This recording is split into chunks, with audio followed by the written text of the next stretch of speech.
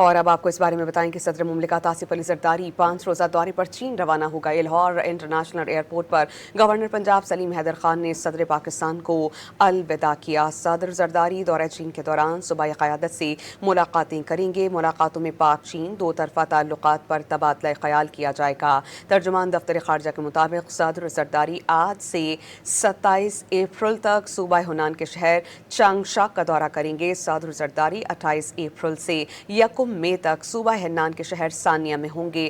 ملاقاتوں میں پاکستان اور چین کے درمیان اقتصادی اور تجارتی تعاون اور چین پاکستان اقتصادی راہداری سی پیک پر بات چیت ہوگی۔ یہ دورہ پاک چین سفارتی تعلقات کے 75 سال مکمل ہونے کے موقع پر ہو رہا ہے۔ اس دورے کا مقصد پاک چین آل ویدر اسٹریٹجک کوآپریٹو پارٹنرشپ کو مزید مضبوط بنانا ہے۔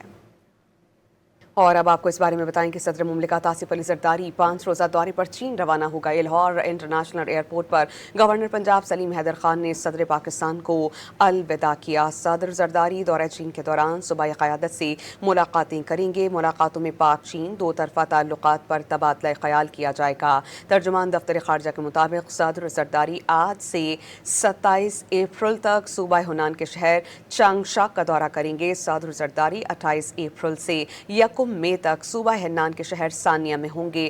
ملاقاتوں میں پاکستان اور چین کے درمیان اقتصادی اور تجارتی تعاون اور چین پاکستان اقتصادی راہداری سی پیک پر بات چیت ہوگی۔ یہ دورہ پاک چین سفارتی تعلقات کے 75 سال مکمل ہونے کے موقع پر ہو رہا ہے۔ اس دورے کا مقصد پاک چین آل ویدر اسٹریٹجک کوآپریٹو پارٹنرشپ کو مزید مضبوط بنانا ہے۔